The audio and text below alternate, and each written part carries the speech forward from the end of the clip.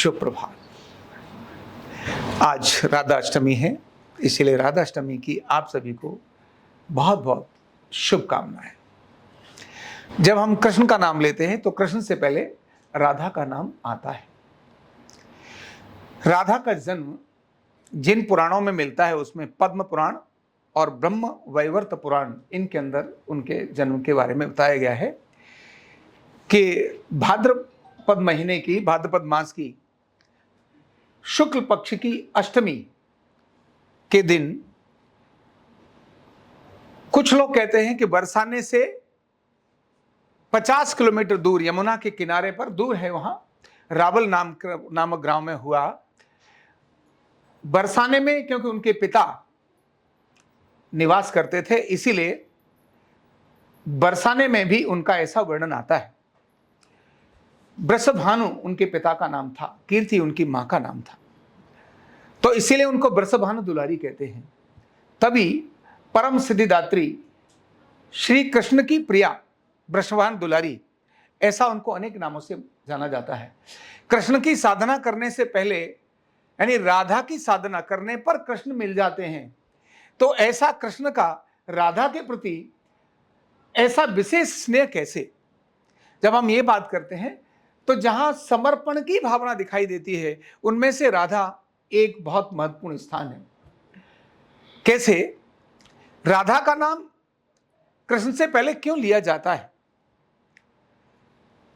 जबकि उनके विवाह के बारे में या बहुत सारे अनेक सारे चर्चाएं और अनेक सारे प्रसंग हमारे ग्रंथों में मिलते हैं, लेकिन फिर भी कृष्ण से पहले राधा का नाम। और अगर कहते हैं कि राधे राधे जपो चले आएंगे बिहारी, अगर आपको बिहारी को प्रसन्न करना है तो किसको प्रसन्न करना है? राधे को। राधा का नाम जपो, बिहारी अपने आप ही आ जाएंगे। ऐसा ही है। और वृंदावन में जाओ तो वहां कृष्णा कृष्णा नहीं बोलते, क्या बोलते हैं? राधे राधे, राधे राधे बोलते हैं। यानी राधे कृष्ण जिनको हम विष्णु भगवान का अवतार मानते हैं, वहां भी राधे राधे बोलते हैं, कृष्णा नहीं बोलते। सोचिए ऐसा क्या खास था, ऐसी इतनी वैल्यू कृष्ण ने राधा को क्यों दी कि राधा के नाम को जपने से कृष्ण अपने आप दौड़कर चले आए। तो एक घटना, एक कहानी मैं आपको सुनाता हूं, और यह दिखाई देता है समर्पण से। समर्पण से ये आपस में पियर वो ना, पियर का फियर होता है। पियर का मतलब एक दूसरे, पियर का मतलब मायके नहीं, इंग्लिश शब्द है पियर, यानी जो साथी होते हैं ना एक जगह काम करने वाले, तो पियर प्रेशर, कौन आगे बढ़ रहा है कौन नहीं बढ़ रहा। तो जो इंटरनल लोग है ना, एक दूसरे में, अगर कोई व्यक्ति एक को प्रेम करना शुरू करता, दूसरे को लगता देख उसको ही कर रहा, मुझे तो नहीं कर रहा, ऐसा होता है। तो ऐसा ही गोपियों के अंदर भी यही क्रम था। सबको लगता था कृष्ण राधा को ही इतना महत्व क्यों देते हैं भाई, इतना महत्व राधा को क्यों? बाकी गोपियां भी कम थोड़ा ना है, वो भी तो बहुत है।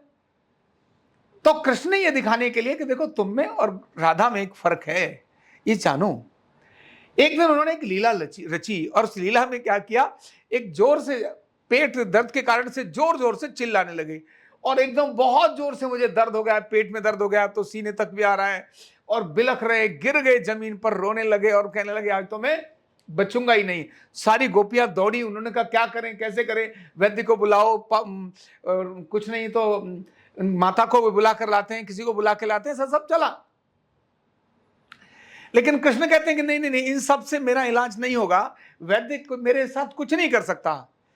बोले फिर इलाज क्या है? बोले इलाज एक ही है कि अपने पैर की जो धूल है, तलवे की धूल हटाकर और मुझे जो चटा देगी तो मेरा ये पेट का दर्द ठीक हो जाएगा।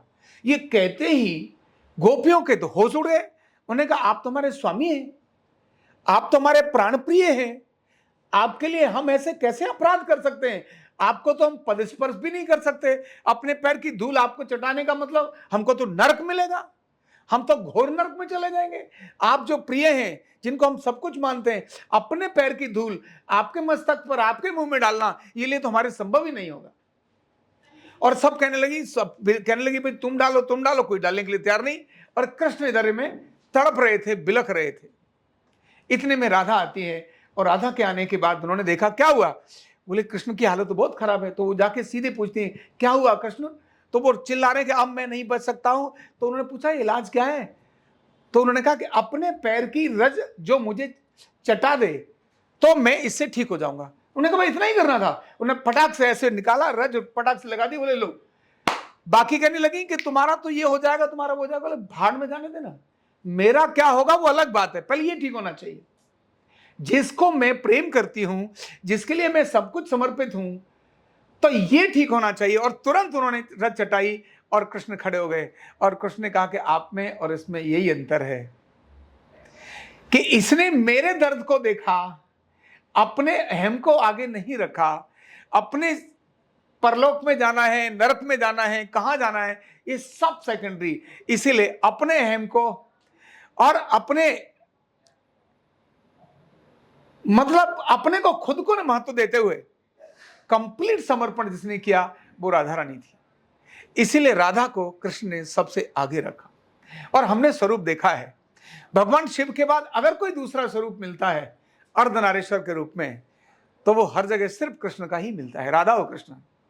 एक पैर राधा का जमीन पर है, एक पैर कृष्ण का जमीन पर है। एक हाथ बंसी पर राधा का है तो एक हाथ बंसी पर कृष्ण का है। आधा शरीर बिल्कुल अर्धनारीश्वर में अगर जिनका स्वरूप दिखाई देता है तो वो राधा और कृष्ण का ही स्वरूप दिखाई देता है। ऐसे राधा और कृष्ण की, यानी ये अलग नहीं है, एकाकार जो हो गए, जिसने अपने अस्तित्व को कृष्ण में समर्पित कर दिया हो, जिसने अपने टोटल अस्तित्व को, जाने सारा अपना अहंकार ही समर्पित कर दिया हो, अब कृष्ण ही मेरा सब कुछ है। जब ये चीज आती है तब अपने आप सिद्धियां मिलने लगती हैं। चाहे हमारी साधना हो, चाहे हमारा अपना काम हो, चाहे हमारा अपना व्यवसाय हो, चाहे हमारा अपना अध्ययन हो, चाहे हमारे कोई इष्ट हो, चाहे हमारे अपने गुरु हो, जब हम समर्पण करते हैं, समर्पित करते हैं, तब ट्रांसफॉर्मेशन होता है। ट्रांसफॉर्मेशन मतलब लाइफ का रूपांतरण, ट्रांसफॉर्मेशन, कंप्लीट चेंज। बिना समर्पण के कंप्लीट चेंज नहीं आता। और कंप्लीट चेंज होने से ही सिद्धियां अपने आप आने लगती हैं। समर्पण आता है श्रद्धा से, तो जहां श्रद्धा ही नहीं है तो समर्पण कहां से आएगा? तो पहले श्रद्धा, इसके बाद समर्पण आता है। और श्रद्धा कहां से आती है? श्रद्धा आती है उनके प्रति विनम्रता से। विनम्रता आएगी, श्रद्धा आएगी, समर्पण आएगा, तब ट्रांसफॉर्मेशन हो जाएगा।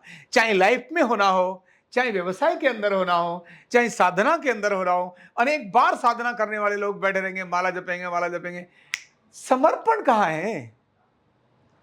समर्पण मतलब जहां अहम खत्म हो गया, जहां अपना अस्तित्व खत्म कर दिया, उसके लिए वही है समर्पण।